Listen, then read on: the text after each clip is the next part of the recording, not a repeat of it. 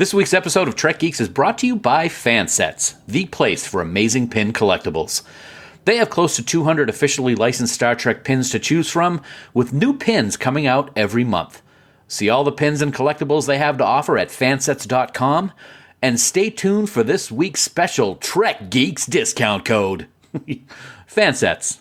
We are Star Trek. Hi, this is Michelle Specht. I play Dr. Elise McKenna on Star Trek Continues. Oh my god, I'm totally fangirling right now because I just met Dan Davidson and Bill Smith of the Trek Geeks podcast. Oh my gosh, they are amazing.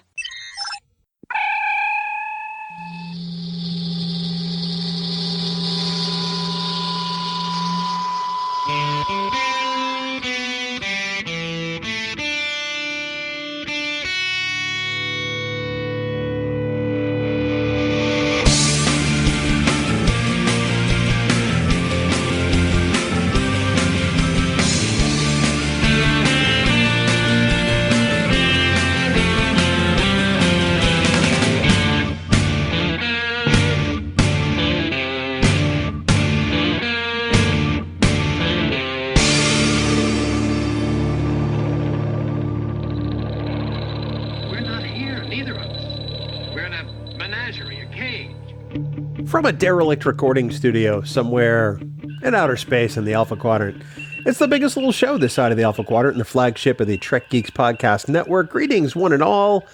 Welcome to Trek Geeks. I'm your co-host, Bill Smith. We're so psyched you're here. This is episode number 197. We're just 3 away from the magic 200, which we're looking very forward to. And of course, by we, I do mean my co-host and I. You know, when I think of words to associate to my co-host Dan Davidson, peak and performance would never be put together in the same sentence. He is the he's the largely low-performing and bottom-feeding Dan Davidson. And Dan, welcome aboard, buddy. Maybe we can get this bucket of bolts going, huh? Bye-bye, Hathaway. It's good to be here. 197. Where did that come from? It just feels like yesterday we were doing a hostage tape. Oh, that's right, I was. I'm sorry. Let's move along to something else. Every time I record with you, it's a hostage tape. I knew you were going to say that. No, it's great. Episode 197. Good episode of TNG to talk about. I'm sitting here with you. What else could a guy ask for, buddy? Well, in addition to talking about peak performance, the Season 2 Next Gen episode, we're going to be joined by a great friend of ours, so that's what makes it better. It makes it even better, yes. The Game Master. Just the title in itself. He should, wear a cape. Yeah, he's the... Are you the gatekeeper? Gozar the Gozerian. That's what I'm going to call him from now on. I'm going to call him Gozar Garcia. Oh, I love it. Yeah, so Game Master of Trek Geeks Game Night, Dan Garcia is going to join us to talk peak performance, which is awesome because there's something in this episode that's very important to Trek Geeks Game Night. Very, very important. Very. It's amazing, of all the things you could have said just now. You got Gozar the Gozerian, but you couldn't get Trek Geeks out. I trip over my own tongue from time to time. Yeah, that's your peak performance right there. Your special ability is mangling the English language. Mangling. Is a neural mangalism. Very nice. I like that. Speaking of mangling, let's see how you can get through the contact information and tell everybody how they can get in touch with us. Absolutely. If you're looking to get in touch with us, you can head on over to trekgeeks.com/contact, and there you will find a plethora of ways to communicate with your two favorite geeks. Let's see, there's Skype chat, there's email, there's even voicemail via that big blue button using SpeakPipe, or you can catch a pigeon, tie a note to its leg, and send us off a message like that person that did it on an episode of Gilligan's Island once, if you remember that episode. I bet you don't. Plus, there's the most positive Star Trek group on Facebook, Camp Kittimer. It's our official group, and it's where the talk is always positive with no bashing or gatekeeping allowed. To join the group, just head on over to facebook.com/groups/Camp Kittimer and be ready to be part of a truly wonderful social experience. And as always, thank you to our wonderful admins, Haley, Jackie, Sarah, and Gozar the Gozerian, Dan Garcia, for the amazing job they do running the camp. Also, please remember that the comments or messages that leave us in any of these places may be used in a future episode. I'd like to turn it back to Bill Smith right over there. I didn't screw it up once, buddy. How can you talk at that rate of speed and not mess up, but talk normally and sound like you're hammered? I don't know.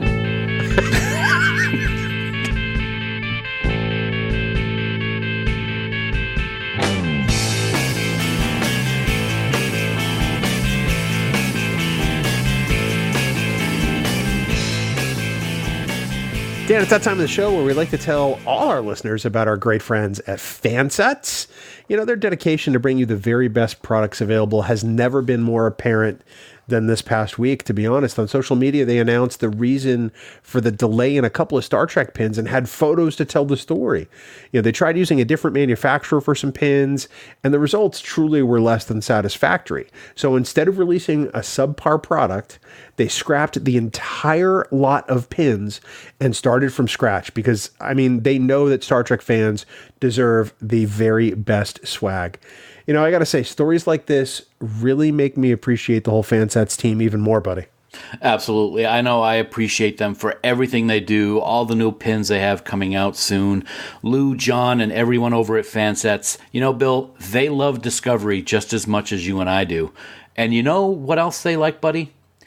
They like the bridge crew of the USS Disco. That is right. We are proud to be the first to announce that coming soon, you will be able to add Lieutenant Reese, Lieutenant Bryce, and Lieutenant Nilsson to your FanSets collection. We've seen the concept art, and as always, they look absolutely fantastic. Additionally, from the upcoming Picard show, Jean-Luc Picard donning his Admiral uniform as recently unveiled at Destination Star Trek in Birmingham, England, will be available. It looks phenomenal, and it makes me more excited for the new Star Trek series, Bill. I know exactly what you mean. Those pins look so great, and I can't wait to get them in my grubby little hands. But in the meantime, as always, for our Trek Geeks listeners, if you want to get 15% off your entire order at fansets.com, you can simply use the word Hathaway at checkout this week in all capital letters. That's Hathaway. This bonus code is going to be available for you to use until Tuesday, November 19th, 2019 at midnight Eastern Standard Time. Also, Dan, you know, for the last couple of weeks, we've been gathering tweets for those people who entered our huge FanSets Women of Trek collector set contest. We got a whole bunch of tweets with people telling us who their favorite Woman of Trek is. And right now, buddy, one lucky listener is going to be adding a very special set of pins to their Star Trek collection. I still can't get over this, dude. This is just phenomenal. We were floored when Lou said he wanted to do a contest for our Kira episode a couple of weeks ago, and the love for the Women of Trek was apparent with all of the responses that we've received. So just earlier this week, Bill and I selected one random winner from all of the tweets that we received, and we would like to congratulate at BJP211, who said that Captain Janeway was their favorite Woman of Trek. BJP, you are the big winner of the Women of Trek framed collector set. So shoot us a message and we can get your shipping info. And thank you so much for taking part in the contest and supporting FanSets. And actually, thank you so much to FanSets for providing this amazing prize for the contest. They really are Star Trek. And we thank our friends at FanSets for sponsoring this week's episode.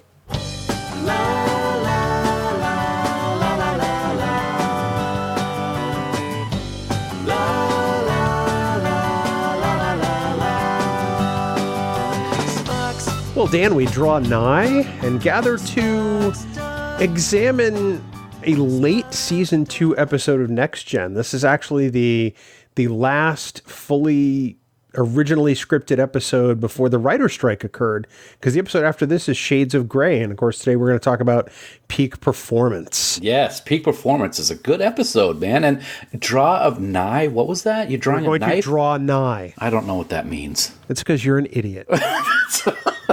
Speaking of idiots. Oh! We have a special guest joining us on the podcast today, and he is a key part of our Trek Geeks family, Dan. Absolutely he is. He is the game master for the Trek Geeks Game Night. He leads the crew of the USS Hathaway, and that ship has kind of an important role in this episode, Peak Performance. But this one right here, he's the game master, like I said. And this is his third appearance on the Trek Geek podcast. I don't know what we're doing wrong. We're going to have to fix something about that. He is Dan Garcia. Dan, it is good to see you again. You are the Lord of Dan Manor, sir. Third time, guys. Yeah, I appreciate it, but yes, I agree. I'm starting to wonder what kind of talent are you trying to pull here? The third time's either a charm or an omen. We're going to see what happens tonight. It would be nice if on one of these appearances you brought your A game at some point. You didn't pay for that. I'm paying for it every time you're on the show. No, we want to congratulate you and the entire crew of the Hathaway on Trek Geeks Game Night. You guys just released your 7th episode this past weekend, and it's quite a fun time. Why don't you tell us a little bit about Trek Geeks Game Night as a whole, and then we'll talk about the Hathaway itself. Okay, so Trek Geeks Game Night came about. I kind of pitched it to you guys. And at the same time, you guys, that sounds like a great idea. And we brought together a group of 6 people to do Star Trek Adventures, a Modiphius offering for RPG for Star Trek. And basically, for the most part, we just run a once-a-month game trying to get the Hathaway a background that Star Trek never applied to it. That's really kind of cool. I like what you guys bring to the lore of that ship. I enjoy the particular adventures you guys go on.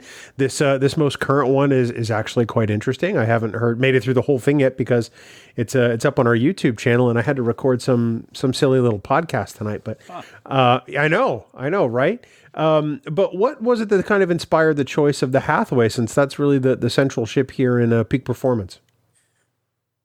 So I wanted to use a ship that the general Star Trek fandom would recognize, but yet at the same time wouldn't have this big background that we could accidentally break lore on. So I stuck with the Hathaway, seeing that they basically showed it on the show, broken down, so in its final stages. So basically, we could pretty much get away with anything we want to do with it. And in fact, just in case if the crew accidentally broke it, we could go, that's what happened to it when it went into reserves. You said break lore. I thought Data's brother was going to be on. I'm sorry. I thought that was code for something else. I'm sorry. I was looking for the air freshener. I got to say, it's really amazing listening to you guys. It's something that I still haven't gotten used to as I listen. That you are there. Everybody on the crew is so. It's like they're not there. It's the actual crew members. I love the way that the dialogue goes. I love the way that you run the show, Dan. Congratulations on the success. Congratulations on the newest one, and it's Klingon centric, which is very cool. I can't wait to start listening. I'm going to start it on my commute into work tomorrow. Yeah. This one's Klingon centric, and we definitely. Bringing up the story, we have to compliment Chris Mumphrey on his gathering of that story. That's pretty much him. I'm just guiding them through the story he presented for the crew. So this one's heavily relied on him. This puts us in a precarious position because now we have to give Mumphrey compliments, and you know how he gets. Never mind, I'm not listening to it. No, we're just kidding, Chris. We know you're going to listen to this. We love you, and we thank him for his contributions, as well as the whole crew of the Hathaway. You can find Trek Geeks Game Night on our YouTube channel. That's youtube.com/TrekGeeks, or over on TrekGeeks.com. Where you will get to see Dan's beautiful face if you load up one of those bad boy episodes. They're pretty fantastic. So, gentlemen, let's talk about the USS Hathaway and Peak Performance. As I mentioned, season 2 episode, right before Shades of Grey. I think that, and this is just my feeling as I've kind of rewatched season 2 over the last couple of months, I think season 2 is actually a lot stronger than I remember on a variety of levels. What about you guys? How has time changed your perception of TNG season 2? Mr. Davidson, we'll begin with you. Well, I haven't watched a lot of season 2 lately. I did watch this one, of course, in preparation for the podcast, and I got to say, I love the episode. even with Pulaski in it, because everybody knows how I feel about Pulaski. She actually has a strong part in this episode. She does a good job. There are so many things that I love about this episode. There are a couple of things that I don't like, which we'll get into later. But if season 2, if this episode is any indication of what the rest of season 2 is when I rewatch it, I think I'll be pretty happy with what I see. It's just I haven't seen a lot of the early TNGs in quite a while. Dan Garcia, I know you're a big Deep Space Niner like we are. Has your thoughts about TNG season 2 altered over time, or how does it play in your fandom these days? Season 2, I'm not a big component. Wow, I am not a big proponent of season 2 just because like I said, we'll cover this in the actual breakdown when we go through it. But there were several things about season 2 that almost conflicted. In fact, in this exact episode, there was a couple lines I saw that conflicted with itself just internally, and I think that's a lot to do with they weren't quite sure where they were going to go with the series yet. We still had a big Gene influence, and the writers were inconsistent. They were still very heavily episodic, even though TNG overall was episodic in the whole run. But they still, later on in the seasons, they started having that tie-in. The only thing they mentioned here was the Borg, was about the only thing I saw carry over from this episode. And that in itself is amazing, because you mentioned the episodic nature, and you're 100% right about that. I mean, Star Trek was very rarely self-referential. It happens in season 1 a couple of times, when Remick is around. And that's really the extent of it. But in season 2, you can tell they kind of get to developing, I don't want to say canon, because I hate employing the word, but really building out this world. And I think that's one of the things I enjoy. The reference to the Borg, I had actually forgotten about in this episode, because, when it starts, you're like, really, a war game? A war game? But then when you think about it in that context, Starfleet knows that it has to do something, because it's primarily an exploration group for all intents and purposes. They have to hone those tactics and those skills in order to be able to fight the Borg. Dan Davidson. Absolutely, I don't have anything to say to that.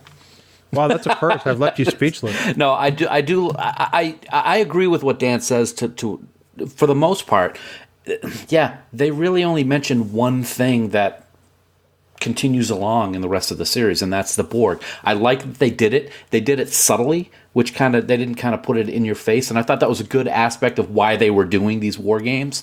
And Picard's right. They're an exploration. The Federation are explorers. They're not military. So I understand his hesitation to want to do these war games, but I also like the way that he brought the Borg into the reason why they were going to do it. I thought that was pretty cool. Does anybody else think it's weird that Starfleet keeps a bunch of old starships around to do these things with? Yeah, we'll talk about that later, I think, too. And it's completely deserted. It's like the old, in the desert where all the old airplanes just sit. That's kind of what this is like. And we see that later on in the Spock episode, Unification. We see that. All the starships just hanging around. Which also has like a Zakdorn guy. That's absolutely does, yeah. Yeah, good point. On that aspect with Starfleet doing it, I mean, that's not unheard of navies doing that. When I went to my A school, which was in San Francisco, we used to cross a bridge to go on to my island where we taught my entry-level school. The riverway that we crossed over, there were literally old Farragut and Farragut-class destroyers and some old gunboats just sitting there, and that's what they were there for. They would take them out, tow them out in the middle of the ocean. They'd shoot at them, and if they still floated, they'd bring them back. So, I mean, Starfleet doing it seems a little odd, but yet at least in the mimicking of U.S. militaries, world militaries, it's not unheard of. That's really interesting. I had no idea that occurred. That kind of makes me alter my view of that particular aspect just the tiniest bit. I can see them doing it inside our solar system or maybe a neighboring one, but all the way out here, it just seems kind of odd, because how did the Hathaway get there? And you're just going to leave a Federation vessel just out there by itself and orbit around a planet? In my headcanon, there's totally this warp speed tug that towed it all the way out there. That's what I'm thinking. Nice. a warp speed tug. So the Voyager. No, I'm kidding. Wow. I'm kidding. Mr. Completist. Just remember, all complaints reference Dan and Bill. That's Dan Garcia, host of Trek Geeks Game Night. Throw your complaints at him. I have to say, the Zach Doran really seemed kind of cool. This guy seems a little weird. I love Kohlrami. I love him too, but he kind of is a little weird. And when this first came on, I kept referring to him as Droopy Face. Because he just seemed like the bags under his eyes had bags, which is the way his cheeks look. But, you figure that this is a race of people that is very, based on the other Zach Dorn we've seen, very structured, very methodical, very orderly. And to think that this guy is a strategy expert, I guess, really doesn't surprise me in hindsight. But he's certainly not what you expect when he comes on board the Enterprise. Wouldn't you say, Dan Davidson? He's quirky. He's peculiar. He's Seema Kohlrami.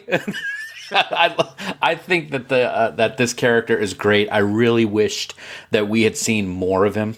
I love the little nuances. I promised I wouldn't do it throughout the whole podcast, Bill, but just whenever he says something, he ends it all with a and he just kind of like puts his hands up and waves and walks away. I just thought he was hilarious. Every scene that he's in is a great scene. The makeup was great, even the bags and just the way at the end of the episode when he kind of just slaps the guy at the security station on the back and just kind of walks around. He made me laugh in this episode, which is good because there are some tense moments in this episode, right, Garcia? Yes, but I watched an HD conversion. The makeup in the HD conversion was a little clunky. Yeah, okay. Yeah, but at the same time, I mean, it was designed for the good old 80s television, so we wouldn't have saw all those mistakes. It was very strange to have somebody that was a strategy expert and partially a strategy expert in military tactics and then turn around and be so arrogant because, wow, you just want to go, okay, dude, you're great, but you need to beef up on your lifts and stuff because it looks like somebody just smushed you if you pissed them off and upset them enough. There's two things that get me one about the makeup and then one about the character. In the Act 1 scene where they're in the observation lounge and he's talking, Kohlrami's talking to Picard and Riker, there's a point where he keeps putting his head down and you see the top of his head. And you very clearly see where the makeup line ends. Yep. And so you see his sort of pasty white tone from his hairline down, and then you see his natural human skin tone through his thinning hair going from about the top of his hairline all the way back on the rest of his head. And in high def, that's a little distracting. I gotta say that I noticed that during the conversation he was having in the captain's ready room about why he disliked Riker when he was over at the fishbowl. He kept looking down a little bit. And I did notice it, but I kind of took it as, oh, okay, Zach Dorn have funny looking scalps. I just didn't really worry about it too much. Yeah, it didn't take me out of it or anything, but in high def, it was absolutely much more noticeable than it was in standard def. So you bring up a great point there, Mr. Garcia. So already your appearances here are trending upward on Trek Geeks. One other thing I want to bring up before you chime in is that you mentioned his arrogance, and I have to agree with that 100% because he keeps coming back to the doctrine of acceptable losses, which isn't really what Starfleet's about per se, and certainly not what Picard's about. Agreed. And just for a side thing, you brought up Riker for a second. So I was watching the episode on my computer, of course, and I have a monitor above me, so I was doing something on the lower screen, and this episode started. And I looked up, and Riker at the very beginning, where he's walking in the Zach Dorn up the halo or up the horseshoe, he was completely leaned forward. It looked like he's about to tip over, almost to the point like he was at like a 15-degree angle walking up that horseshoe. And I'm like, wow, that is, and it's almost that's acting for you because you're like, he's pushing forward because he wants to hurry up and get this guy there. Even if you had never seen the episode yet, you're like, something's up about this guy because Riker just wants to get away from it as fast as possible. Well, there are two very interesting characters in the way they move from point A to point B. I'm just going to throw that out there. And this is something I'm going to surprise Dan Davidson with right now. So, as you know, we're doing Trek Geeks Live in April of 2020 at the Bank of New Hampshire stage in Concord, New Hampshire, Sunday, April 26th. I'm going to commit to doing a demonstration of the Riker walk live on stage in front of an audience. Yes! That night. That better be recorded for those of us that have to be home that night. It sounds like you need to get your butt out to New Hampshire. That's all I'm saying. So I've just decided that just now, because thinking about the way Riker was watching Kolrami and then thinking about how Riker moves, we're doing the Riker. I'm doing the Riker walk in Concord. I'm just saying. And I'm so glad that you said that, Bill, because as I was watching this the other night with Sue, there's a scene where they're both heading into 10 forward for the Stratagema match, and he's doing the Riker walk so full on, and I'm like, oh my God, Bill just does that perfectly. So I'm very excited. That's great. So, yet I digress. I apologize for that, but I just had that notion and that idea right now. So, add the Riker walk to the list of reasons why you should attend. More about that later. Riker, I got to give it to Riker, because here's a guy who's about to take command of this derelict vessel, or what amounts to a derelict vessel. It's broken down, hasn't been used. It's got, covers over the consoles, which I don't understand either, but it's got fiber optic cable, just being pulled out of the ceiling. But the broken components on the floor. When they did that thing, I literally have a note that says, "Wow, the components of the Hathaway look like a broken down motherboard from the 80s." I was gonna say it looks like somebody took apart Riker's TiVo. Hashtag Riker's TiVo. But Riker decides to challenge Kolrami to a game of Stratagema, at which Kolrami is apparently a third-level Grandmaster, whatever that means. It's good. He's a little bit good.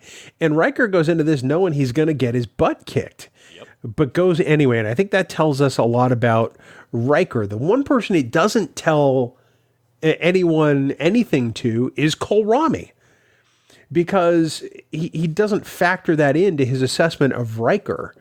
He chooses to dislike him despite the fact that Riker has told him something very, very pivotal about his character. Dan Davidson. Yeah, absolutely. It's I love that conversation that Geordi and Riker are having on the way to the match. Well, you're gonna beat him, right? Nope. You have a chance, don't you? Ah! I mean, it's just a great conversation. And then Riker tells Kolrami, or did he tell Geordi? I might be thinking of a different scene. Just the honor of playing against someone that is that good at this game is considered the best of the best of the best, with honors, Your Honor. I think is a great moment for Riker. But you're right, Kolrami doesn't care because he doesn't like Riker. He's already made a judgment. Yeah, it's like playing touch football with Tom Brady, knowing that you're going to get your butt handed to you, but you do it anyway because Kolrami is the equivalent of Tom Brady in that world. So, Dan, how do you think you do against Kolrami and Stratagema? Well, since the game looks like something out of a 1980s Quicks game, Atari 5200 used to have a game called Quicks, and it was literally you block off, and if you complete a complete block, love that colored game. it. Yep. Oh, yeah. Love that game. That's exactly what it looks like in 3D. So since I was pretty good at that game, I might have had a chance. Oh, that is so funny. But I'm amazed you think you would have come close. Why not? I mean, I'm not cool as Riker, but I made it to at least the 28th step or move or whatever it was. Because what did you do? We lost at 27, I think it was, or something like that. Yes. It was in the 20s. I know that. Yeah. I know he is there, and Riker's looking, like, yeah, this is great. Kolrami's like, yeah, whatever. Worf's looking on. Aaron from 24 is looking on. Data's standing back there going, what is this? Oh, yeah. It's a great little moment, but I think it sets up the larger Data arc in this story, which I think is pretty interesting. Not for the game with Kolrami or the two games with Kolrami, but for how it makes Data doubt himself. And plus, you get one of the best Picard quotes ever that's ever been memed out of this episode. Dan Davidson. I don't like the Data arc in the story. I'm going to be honest. Really? Why not? I just don't like it. I think it's unnecessary. I understand Pulaski saying, wait a minute, a computer just lost to flesh and blood, but I don't understand Data self-doubting his abilities. He's a computer. He does not doubt. And so I just felt that aspect of the storyline was something. It was more of a tiresome plot line for me in this episode with everything else going on. And I know I'm probably in the minority when I say that. It was just something that I didn't care for. And I love giving Deanna Troi and Dr. Pulaski grief. As I was joking with Sue when we were watching it the other night, Troy comes in and goes, "Oh," and she does her little speech, and he's like, "Nope, sorry, it's not working." And she just looks defeated and walked away. And I'm like, "Hey, nice job, counselor. Way to get him going again." And then Pulaski comes in and does the same thing, and he goes, "Nope, sorry," and she leaves dejected. And I'm like, "Nice job, doctor. Way to get him going again." And it's just like, wow, really? He's an android. If he's going to react that way to the people trying to help him, why is he acting that way to what happened in the game? It's just something that doesn't click with me. Interesting. Mr. Garcia, what say you? So the Data thing was I thought a little contrived. Okay. It was so it almost felt like it was necessary to pad the episode with it because he doubts himself, even though he shouldn't be able to doubt himself because he should be able to self-check himself and let him know that there's nothing wrong. And that's like why he's so mechanically superior is because he is self-aware. And then there was a spot where they come up there to Picard and they're like, "Hey, just to let you know, Data's got some issues." And he's like, the exact line is, "Oh, I have to handhold an android now?" And I was like, "Wow, dude, that's your second officer. So that's kind of short." And the thing is, that's not the actor's fault as much as the series had quite established the outline of Picard. They knew they wanted him to be a diplomat, but that wasn't very diplomatic.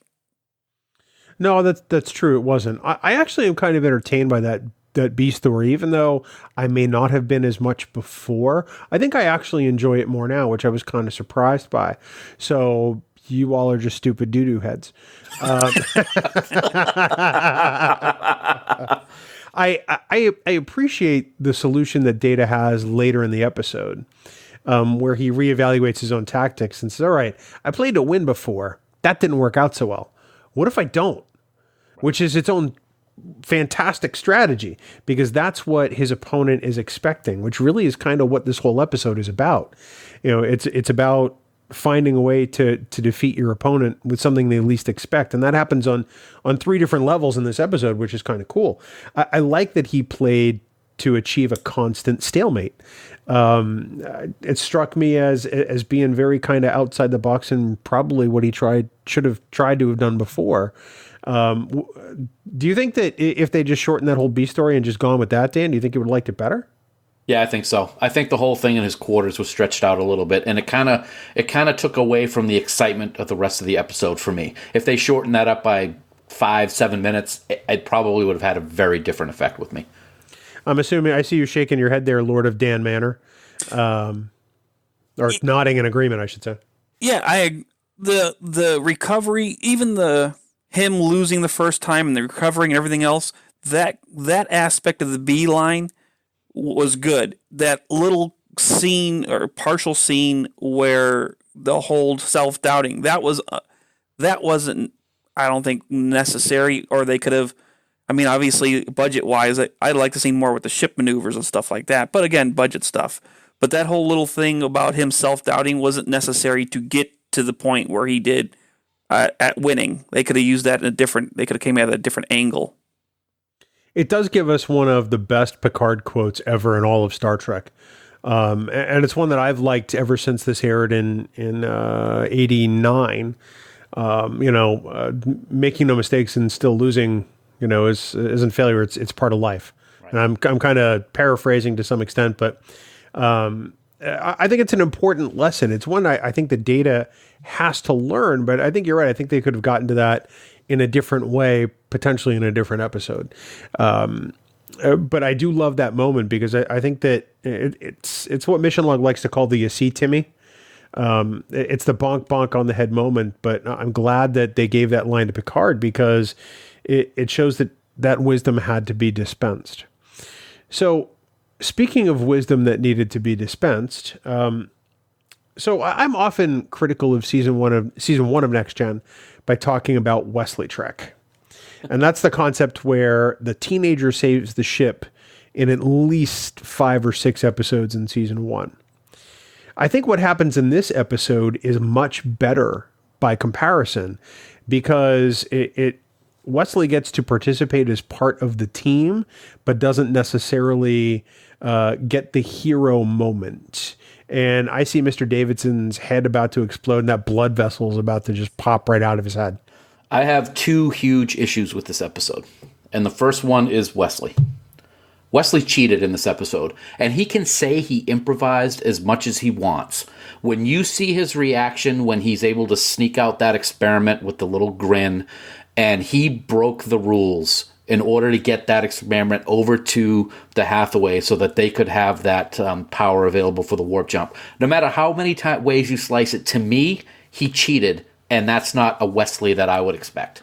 I have a huge problem with that aspect of the episode. I don't look at it as cheating because the goal was to defeat your opponent and to be creative doing it. The worst part is that Picard says, yes, you can do it because he doesn't anticipate that Wesley is going to do something like that. Even Riker says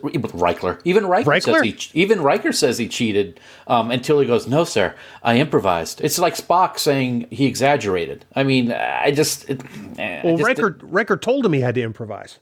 Right, but then he said you cheated. So to me, there's a difference between improvisation and cheating, and I think Wesley broke the rules that were established in this, the way that he handled that.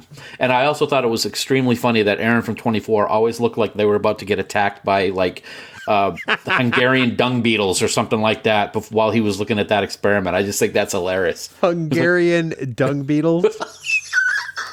Is there such a thing as a Hungarian dung I don't know. I was thinking of Aldebaran Shellmouth, but it came out wrong. Nope. I'm going to let this go. Okay. Mr. Garcia, what about you? Did he cheat? Did he improvise? Did he cheat to improvise or improvise to cheat? Well, I was all down for it until he lied to get it off the ship. I mean, up to a point, it'd be like, oh man, this experiment is so bad. I'm just go ahead and take this with me. Or, hey, this experiment is let me go take it over to the ship so I can monitor it while I'm over there. Oh, okay. Then he didn't have to lie. He literally would have took it over there. Now he's like, no, it's dead. Let me go ahead and No, see, now you went that extra step too far. However, using that, they didn't concentrate on him. He brought it over there. It was added, and they didn't make him stand there in front and go, look at me. I'm the bestest, smartest kid ever. They didn't do that, so I'm 50-50 on it. I get what you're saying. I look at it as they underestimated their opponent. And that in Burke is just dumber than a stump because if he bought Wesley's rationale for, I'm going to just beam this into space particleized. Yeah, okay, kid. Yeah. All right. Okay, you're a 14-year-old. Here's a transporter. Go ahead and knock yourself out. Yeah. I can't really fault Wesley because the goal of this was to be unpredictable, and he did something that nobody predicted he would do. But I mean, I get what you're saying. I don't look at it necessarily as cheating. It's not like he reprogrammed the test to save the ship. And Kirk did that and got a commendation for original thinking. So, I can see where you're coming from, even if I'm not on board. All right. Well, I agree that you're wrong. I am turning off your microphone now. No. I have to admit that, Riker gets all excited. Hey, you guys are better than good. Great. Brilliant. Oh, wait, it's only going to be like a 2-second warp jump? What the? If it even works. They could blow out half the relays on the ship. We don't know. Yeah. But hey, you could have 2 seconds. And I'm like, okay. Riker amasses quite the crew. He's got Worf, who seems to to be able to hack into anything on the Enterprise. What a shock they wouldn't change the codes once Worf left. Oh, wait. I would have thought they would have. Wait, he hacked in the Enterprise, which is okay since he had the codes. But then he give hacked away into... my big moment. Oh, I'm sorry. I'm sorry. Hey, Yeah, I may as well finish it out. Oh, go ahead. Go ahead. But then he hacks into the Ferengi ship. Like they broadcast their codes. Hey, we're gonna come attack you. By the way, here's our codes. Go ahead and log in when you're ready. Well, if it helps, the Ferengi password was probably password 1. They threw the 1 in. I'm proud of them. Yeah, Since we're on that topic, that is the biggest detractor for me for this episode. Everything in this episode is great. I can even look over Wesley cheating a little bit. I cannot pass that fact up that Worf is able to manipulate the sensors of the Enterprise because he knows the security codes. How in the world is he able to know the security code of the Krishna and be able to change them to make it think that there's a vessel? I'm sorry, that is a huge mistake in the episode and just does not work. And it's a very important part of the episode. So that happening like that, I'm sorry, that was bad writing. Yeah, that's kind of a hard one to get past, you know. I can believe that the Ferengis aren't as smart. Okay, it's not like we're dealing with the Packlids, though. You know, They do have starships. They do have starships. It's not like TAS where we had an inflatable starship. I mean, at least it wasn't that. But I do agree with that issue in this particular mode. But yeah, Worf. Maybe Wesley could have done that. I have a hard time believing Worf would be that guy, though. Worf can't even put together a wooden ship in his quarters when it's all dark. Neither can you. Look, did you two call each other? Mr. Garcia is holding up his notes, pointing to him like, I was going to say that. You stole my thunder, I steal yours. They made Worf a comedy act this episode. Between him talking over Riker's shoulder, you know, I have bet on that you have made it to the 6th level and I would be disappointed. I was like, wow. Oh, okay. So you're allowing betting on a ship? That's new. Okay. And then, yeah, he kind of, yeah. I mean, we're commenting about a 30 almost 30 to the day, year-old episode, but they could have completely changed it a little bit and said that they readjusted the sensor output to look like a different ship on the Hathaway because they thought the Hathaway at that point had been destroyed, and then it completely would have fit. That totally would have actually fixed that problem, but they chose to not do that. Look at you, Mr. Science Officer. I know. Wow. It's like you write some of these things for like a Star Trek Adventures tabletop gameplay. I mean, that's amazing. You know, I'm not bald because I choose to be. It's all them brain cells that have burnt out. Yeah. Oh. Yeah. Shh, we won't talk about that. Yeah. We'll run a level 2 diagnostic on that one. Geordi, I think, is probably the MVP of this whole endeavor. Just getting that bucket of bolts going. There's really no way they should have been able to get this thing even remotely space worthy. But I think it's a testament to how good an engineer Geordi is. And I mean, I don't think we have the same respect for it all the time when he's on the Enterprise D, which is the Federation flagship. It's, it's new, it's beautiful. I think it took serving on an 80-year-old bucket of bolts to really show some of Geordi's mettle as an engineer. It was really good. I mean, I was engineering genius when they first got to the bridge and it was all dark and he went over to the panel and pressed a button. Yeah. Ooh, way to go, Scotty. No, you're right, though. I mean, it was cool to see what they had to work with. I mean, I thought it was a very interesting and cool showing those little tiny pieces of dilithium crystals. That is all they had left. I thought that was a cool aspect, and they were able to work with it by Wesley cheating. What do you think, Dan? So, first off, I'm sure the captain of my series will be very disappointed to hear you call her ship Bucket of Bolts. Well, it is in the now. future. Yeah. So back then, it was pretty badass. So I say so a lot. So sorry. So question: what do you think of the 4 nacelle? I mean, this is not the first time we've seen this thing, But this is only like the fourth or fifth model we've seen for Federation at this point, because we had the Excelsior, the Constitution, the Oberth, the Galaxy class, and then now this, right? Yeah, I think so. Yeah. So what do you think of that 4 nacelle on the Hathaway / Stargazer? You think it's a little much? It makes me wonder why they didn't just put 2 really beefy nacelles on there. I don't know. Because you would think it's not the number of nacelles, it's the size of the warp core. You know? Sorry. Okay, that was going in the archive. That was great. I don't get why a starship has more than 2 nacelles, or even just 1 nacelle. I don't get it. If it can do it with 1, why don't they all have 1? If it can do it with 2, why don't they all just have 2? Why do I need 4? What is this kind of like, like razors? The number of blades just keep escalating. So are we going to see a starship with like 8 or 12 nacelles out there at some point? Well, okay, so the 2 nacelle thing, I always thought of it as a positive negative because it's supposed to be a gravitational alteration of time and space. So positive negative.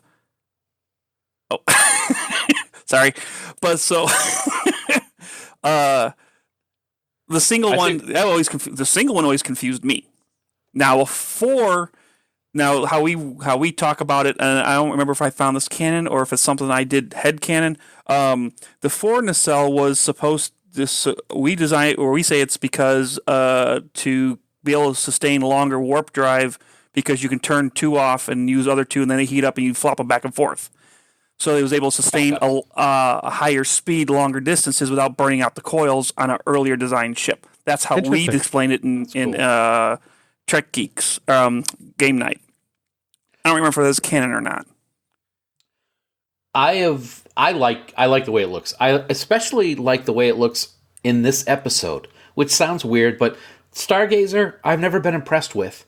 But in this episode, and I like it so much I used it for the album cover this week. I really like the way the ship looks in this episode. Maybe it's because of the HD version, or it's come along a little bit because it's now in season 2. I don't know, but I like it. I think it gives something different. I always like seeing different things in starships, no matter how weird they may be or they're hard to explain. So I'm all for this one. I thought it was pretty cool.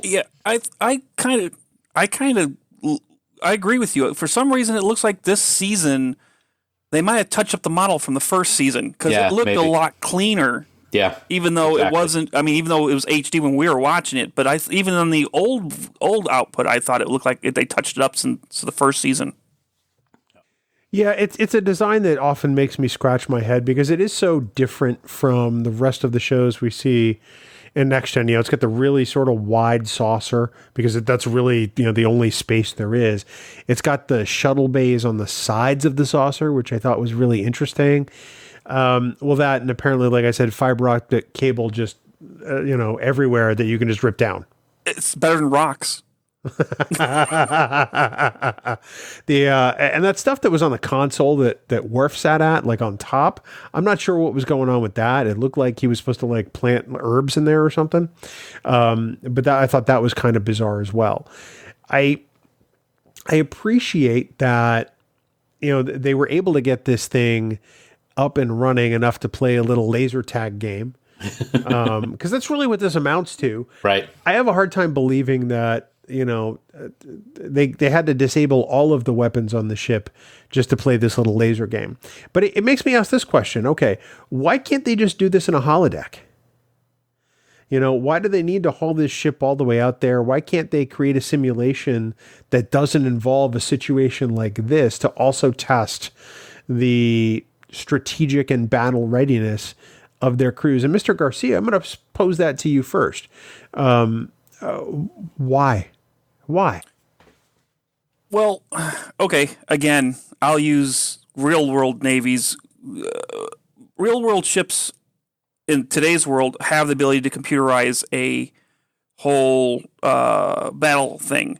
And we could sit at here and do it. The thing is, there is a certain amount of real-world physics, real-world actions, real-world time that a simulation doesn't actually take into effect. Crew going from point A to point B to do repairs. The effects of targeting systems in the actual physics of a ship moving in space. So that's what I think it is. I mean, simulation is good for 80 or 90%, but sometimes you still need to get in, just like in the real world today, you still got to get them ships out there and work as a team in the real world physics. Mr. Davidson? It would have been a boring episode if it was in the holodeck. Because Wow. nothing ever goes wrong in the holodeck. I mean, Yeah, it would have been so boring. Wesley wouldn't have been able to cheat, and Worf wouldn't have been able to show his prowess and ingenuity for changing sensors on a starship that doesn't belong to the Federation and is not even really a threat to the Federation at that point. So what you're saying is you actually like this episode? I love this episode. I love this episode. I know that's the thing that we kind of have to remind ourselves about, because despite those flaws, you actually do love this episode a lot. I do. That's one thing. Sorry to stop you there, Dan. That's one of the things I love. There can be things wrong with these episodes, but they're still awesome. And this is a perfect example, Dan. I mean, just saying, real quick blurb. At this point in the history of this show so far, it's probably more dangerous to run it in the actual simulator than it is to go, run it in the holodeck than it is to take it out in space. That's a good point. That's a really great point. I think that we get a really good look here at who Riker is too. First season, I think Riker's really kind of uneven because I think they almost didn't really know how to write him.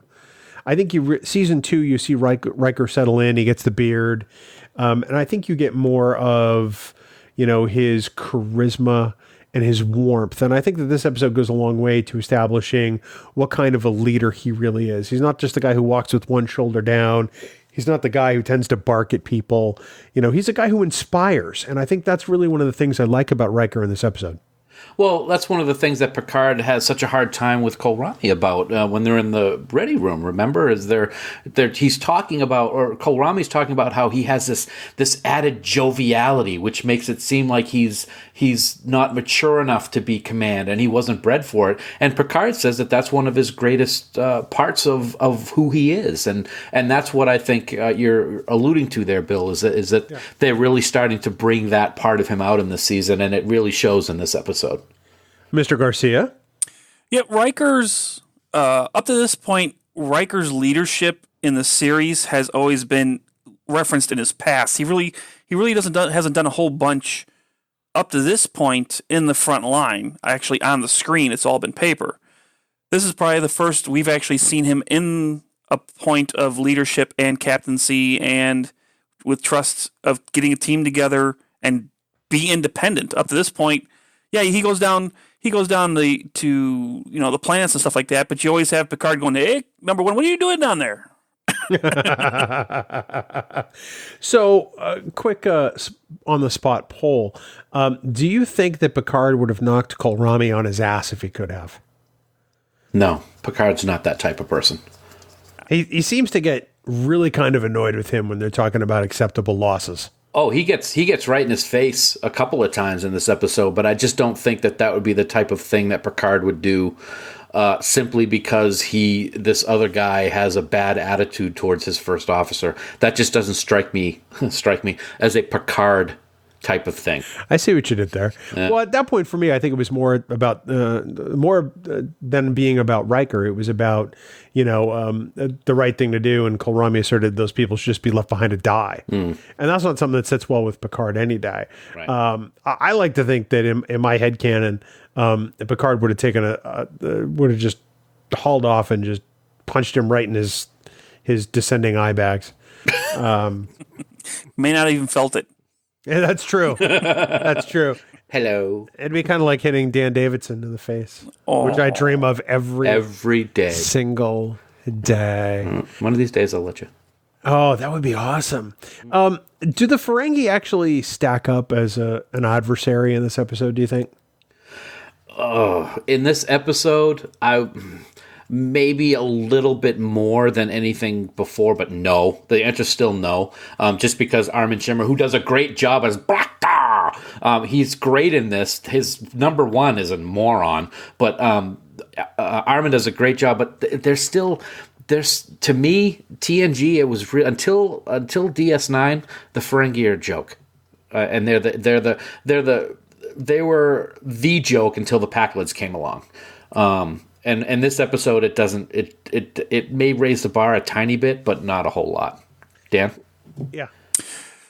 No, I mean, if they weren't in simulation mode, it wouldn't have even been in close. I mean, obviously it's a writer's thing, but I mean, if they would have been in normal mode, it'd have been like, hey guys, saw you like 2 light years away. What's up? How you doing? Go away.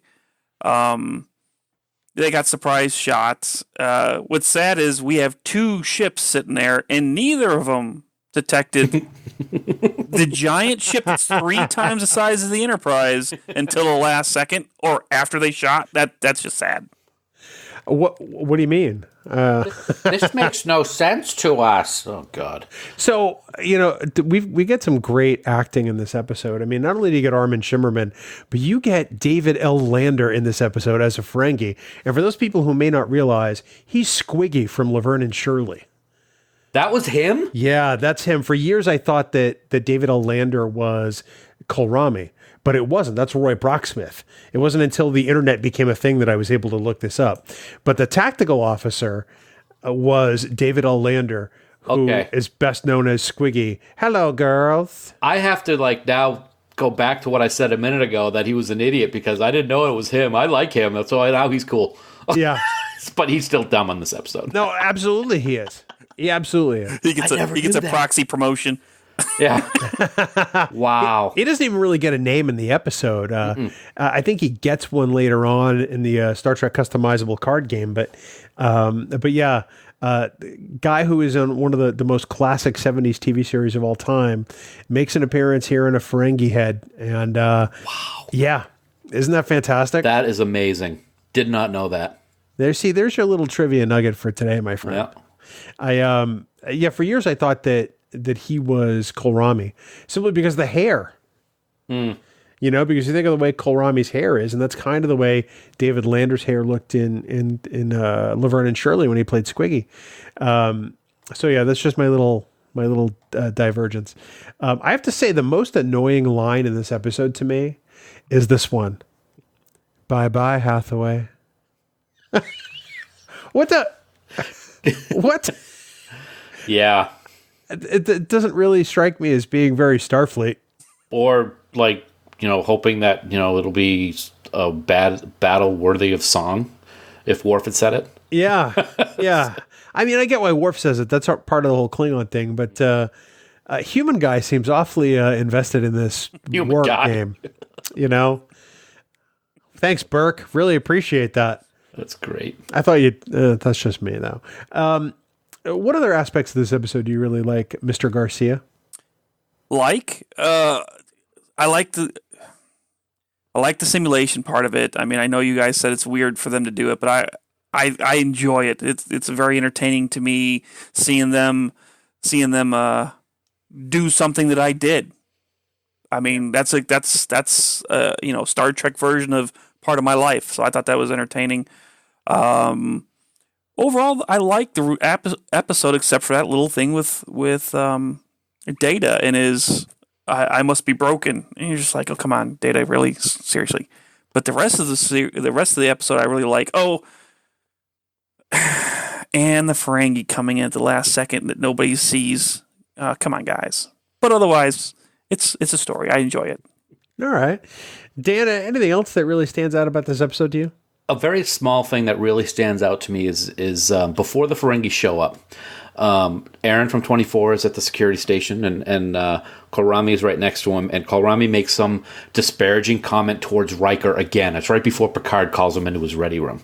And Kohlrami says whatever he says about, Riker's not going to do anything. Blah, blah. And the look that Aaron from 24 gives Kohlrami shows the bond that I think the crew has developed, or we're led to believe has developed so short into the series. It's only the second season. I really liked that aspect and that look.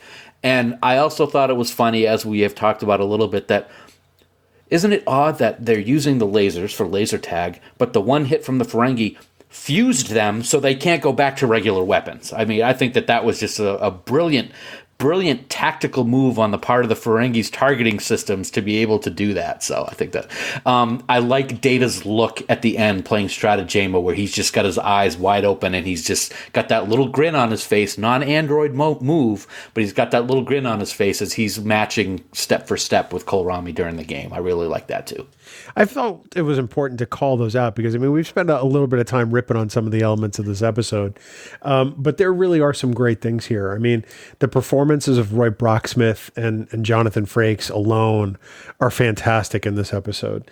I mean, you could always say Patrick Stewart because, I mean, Patrick Stewart is one of our greatest living actors, but, you know, I think Jonathan Frakes really gets a chance to shine in this episode, and I think it's fantastic. Roy Brocksmith is amazing as Kohlrami. Yeah. And I love what he brings to this character. You get so much dimension and interesting things about this guy, even in just the first few minutes he's on screen. And I think that really sets the tone for the rest of the episode, despite all the gruntiness. Yeah, don't do that anymore. And honestly, this is probably one of my most tolerable Wesley outing, simply just because he's not the hero of the day necessarily. The whole episode doesn't hinge on Wesley doing the right thing and saving everybody. And I really like what this does for Geordi. So, yeah, go ahead. I want to add to what you just said about Wesley. I agree with what you said. The other thing I like is he gets a dressing down, and he's pretty embarrassed at one point. He's making a comment to Geordi about how they're going to get creamed, and he says it while he's still on intercom with Riker, and Riker does not like that very much and says, well, maybe you can go back to the Enterprise. I thought that was a humbling moment for Wesley, so I did like that. And one of my favorite lines of this episode comes from Riker himself when he says, remember, Captain Riker's never lost. I like that bravado of his. I thought that was pretty good.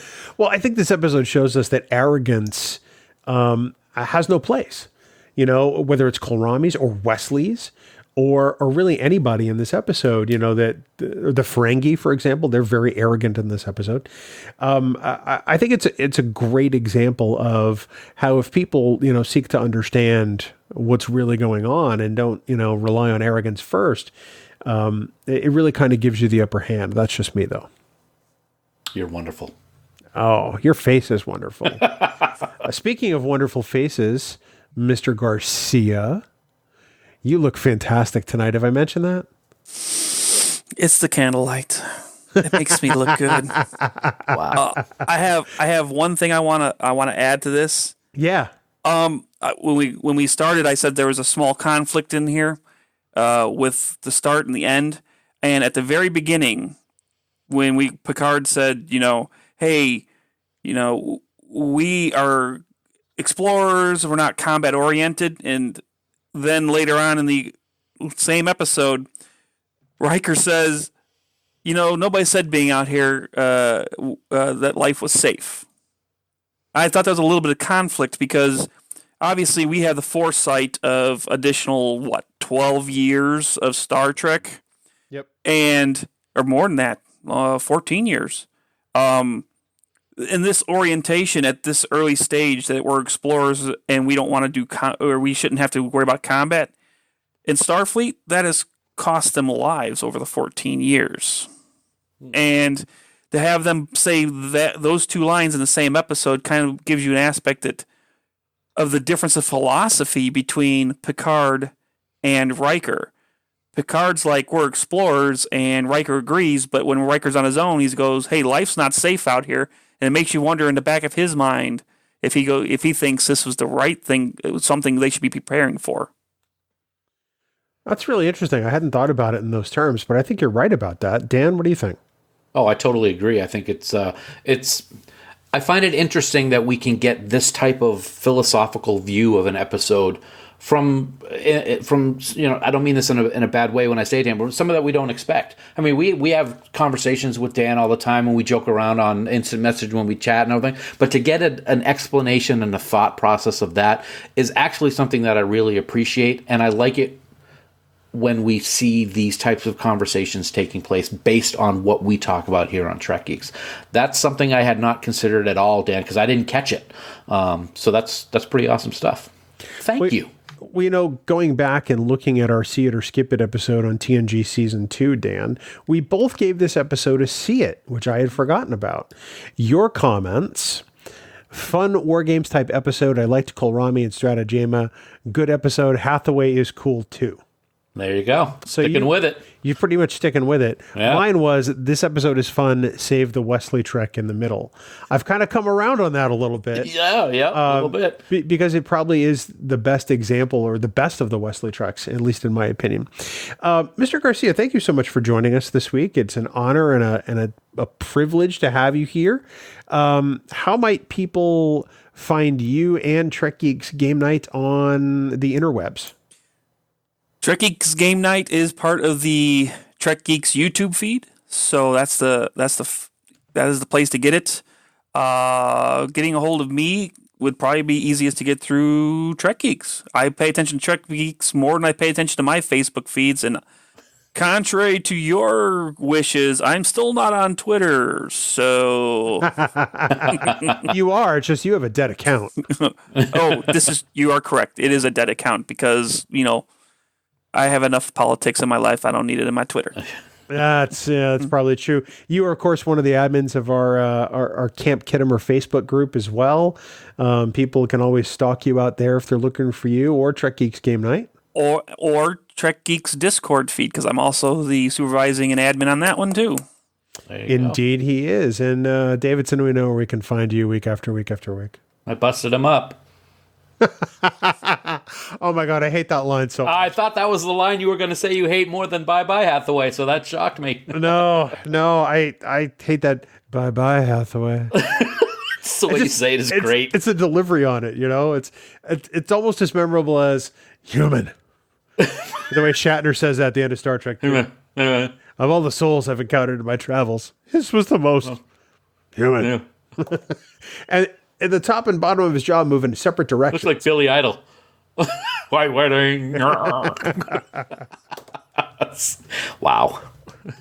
Well, Dan, of course, Dan Davidson, we would be, the worst people on the planet, completely remiss and just negligent if we didn't tell people how much we love 5-Year Mission. They who provide every last bit of music you hear on the Trek Geeks podcast. We love these guys so much that they're now a part of our podcast network. 5-Year Mission, the podcast, recently released episode 5. And I tell you what, man, they are moving at warp speed. It's really great, and it's a show that I know I love to listen to, and not just because they're on the Trek Geeks network. But you can get all their music at 5yearmission.net, and you can get their podcast pretty much everywhere you get podcasts, even at trekgeeks.com. So subscribe, go buy their CDs, and become a huge fan, just like Dan and I are. 5yearmission.net. I gotta say, it's pretty awesome having them on the network, because they are all a great bunch of guys. They put up with our shenanigans, and we put up with their shenanigans. Shenanigans, baby. Speaking of shenanigans, I was watching an episode the other day, and I gotta say, this guy, he certainly was a ladies' man, wasn't he, Bill? After all, as soon as he beamed aboard the Enterprise, he was hitting on Terry Hatcher. He's an interstellar drumming phenomenon, but he was wanted on 2 planets for bad things, very bad. When all interested parties beamed aboard, it was up to Picard to sort out the outrageous mess that was going on. But even that storyline couldn't save this episode from Data trying to learn about humor from a horrendously unfunny holodeck Joe Piscopo. I think you know where I'm going with this, buddy. Maybe he should have just taken drum lessons from the one and only outrageous Farcona. That's right. We're going to be on stage all week. Don't forget to tip your waitress. Outrageous Farcona. It's amazing to me that these Farkisms descend to new levels of suck. The outrageous Farcona. Yes. I just report on what I see, man. I can't take the credit. Are you drunk? Drunk on love from being a friend of yours, pal. Oh. Yeah, Farcona. I could remember when Data does that. That's just All I can see is Data imitating Jerry Lewis right now. yep, And exactly. I need an adult. Outrageous. So 5yearmission.net. Go get yourself all their CDs. Physical media is king, and get those albums in your hand because they are fantastic. Don't forget, of course, that you can support the Trek Geeks network of podcasts, which includes the aforementioned 5-Year Mission, by subscribing to bonus content on Patreon. You know, you're going to get exclusive access to content you're just not going to get anywhere else, like the raw audio for all of the podcasts on the Trek Geeks network. And by raw, I mean unedited, unmixed, all of it. As soon as we record an episode, it gets uploaded to Patreon for you to put in your ears. Plus, I mean, you can see the annual supporters pin from Fansets and, a whole bunch of other perks, Dan. I always thought when you said raw audio that we'd be like listening to Eddie Murphy. No? Okay, anyway. What? What is it with you? I'm sorry. We'd like to... Okay, I got to get back to the copy here. Be quiet. Oh, that'd be a first. We'd like to take a moment to thank our associate producers for Trek Geeks. We are so grateful for your support. Adam Sanders, Brandon Everidge, Heather Sohn, John Krikorian, Rick Tatro, Trey Womack, Sean Lynn, Shane Murray, Tim Robertson, Tim Serdar, Vikram Bhatt, Greg Rosier, Andy Fark, Kimberly Francis, Ron Robel, Brooke Horton, Christina Werther, Jim McMahon, and the gracious and wonderful Conrad Hutchins. Oh, gracious and wonderful. Aye. We also want to thank our Trek Geeks producers for their support. They are Ken Tripp, Casey Shafsky, Charlie Mulvey, Chris Trebuzio, Craig Ewing, Eric Extreme, Jackie and Chris Hackney, Leonel Marchand, Matt McGonigal, Mike Bovia, Harry Michelson, Patrick Escudero, Sean O'Halloran, Peter Craig, Ben Russett, Ken Bird, Jamie Rogers, David Hood, and the lovely and talented Jess Vashon. You too can become producer on the Trek Geeks Network. Head on over to patreon.com/TrekGeeks today. Next week, Dan, it's a return to our favorite space station and a deep dive into one of the very best episodes about our beloved Cardassian spy. Taylor, you know. I know. This may be the best episode of Season 2 and quite possibly the best Garrick episode of the entire series. But then again, what episode with Andy Robinson isn't one of the best? Anyway, next week we will tackle irritability, paranoia, hatred, addiction, and lies. You'd think it was just a day in the life of Bill and Dan, but no, it's The Wire next week on Trek Geeks, the flagship podcast of the Trek Geeks Podcast Network. It's amazing. I hadn't read that intro setup as you did it. And I'm thinking to myself, as you're naming off all those qualities, I'm like going, irritability, Dan. Paranoia, Dan. Hatred, Dan. Addiction and lies, Dan. Wow. I mean, no, I don't think of you for any of that. Of course, I love you. For more great Star Trek discussion, please check out the other member podcast, the Trek Geeks Podcast Network. In addition to us, there's Discovering Trek, the Star Trek Discovery Companion, Politreks, 5-Year Mission, Rewind. I feel like I'm missing somebody. Oh, Trek Geeks Game Night on our YouTube channel, which we were just talking about. Gee, why would that one fall out of your brain? I don't know, honestly. And we recently announced a forthcoming podcast with Shashank Avaru and Ali Martinez, the 24-year-old Trekkie, called Who is Trek? It's one that we're very excited about. It's going to be a deep dive into a single character for a single episode. So that's all going to be found at trekgeeks.com and wherever you get podcasts in your ears. And of course, for all the news on all the Star Trek CO, please visit our great friends at treknews.net. For now, this has been episode number 197 of the Trek Geeks Podcast. We do hope you all live long and prosper. Ton of Coke. Remember I started the episode talking backwards? What? So wait, coconut backwards is ton of Coke? Ton of Coke. So what, it was a Scarface? Ton of Coke. Ton of Coke. Ton of Coke. I tell you what, I go sit it down. Huh? That was my bad impersonation of Scarface. That was really terrible. I gotta work on that. Music for Trek Geeks is provided by 5-Year Mission. They're writing one song for each episode of the original series. Download their music at 5yearmission.net. Trek Geeks, a Star Trek podcast, is a production of Coconut Media Works, executive producer Bill Smith. For even more Star Trek discussion, check out Discovering Trek, a Star Trek Discovery Companion, available on Apple Podcasts, Spotify, and discoveringtrek.com.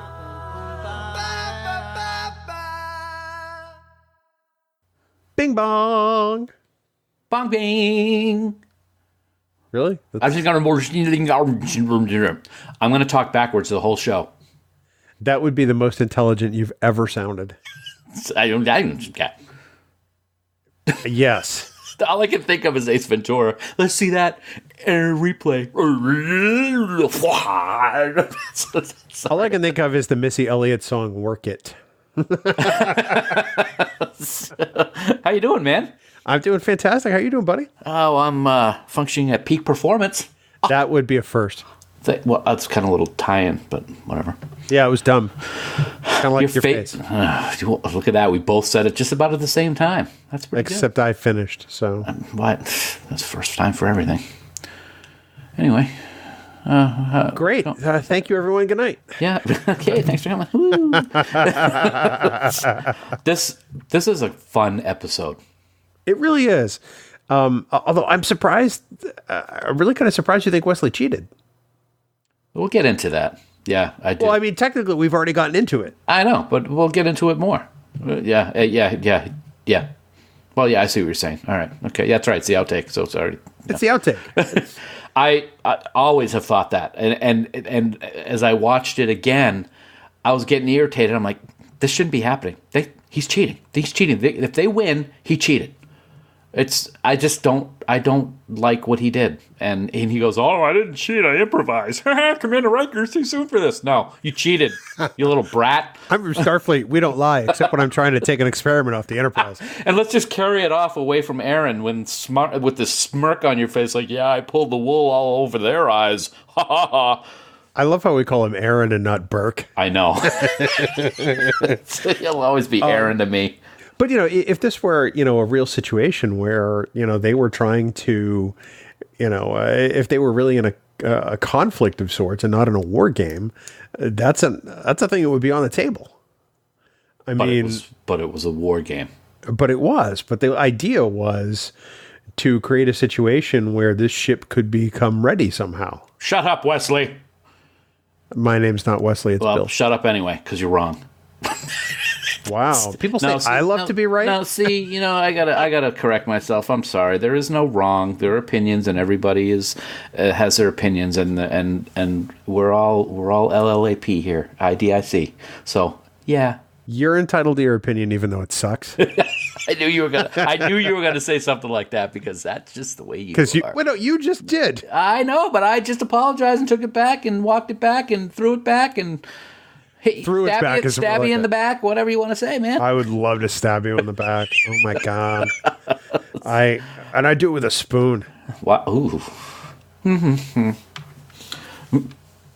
Now let me ask you this: what would drive you more crazy? Me acting like Kalrami all the time with, or the triple? They're dangerous. I hate Cyrano Jones. I think you've got your answer. Okay. The problem with the Kalrami thing is that most of the time it's not loud enough for your microphone to pick up. Yeah, that's true.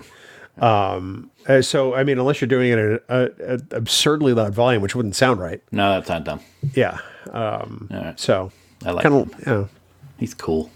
Well, him and his weird hairline and makeup. And hello. I expect him to start snorting like Sheldon on Big Bang Theory. I like to play Stratagema. Stratagema on Benicia. Jeez. Well, we really shouldn't laugh at our own jokes. That just makes the podcast horrible, Bill. Whoa, that's a deep cut. That's what we haven't heard in a while. I know, really. Oh gosh. Well, it's funny. Because I'm overly professorial and sentimental. Oh, God, I love this episode. You're such a drama queen. Low-end podcaster. Oh, wow. I don't know. So low-end that we're about to cut our 200th episode in a couple of weeks. Just throwing that out there. Hey, you know what? We're putting out Star Trek content. It doesn't take us 7 years to do an episode. Oh, I'm sorry. Did I say that out loud? You still have the only Aries Studios that has ever turned out regular Star Trek content. Yeah, and I appreciate that. And it hasn't cost anybody a dime. I know. Yeah. You didn't require $1.5 million. This would have been the podcast. I would have come to your house and broadcast every night if that was the case, which probably would have been a bad thing. No.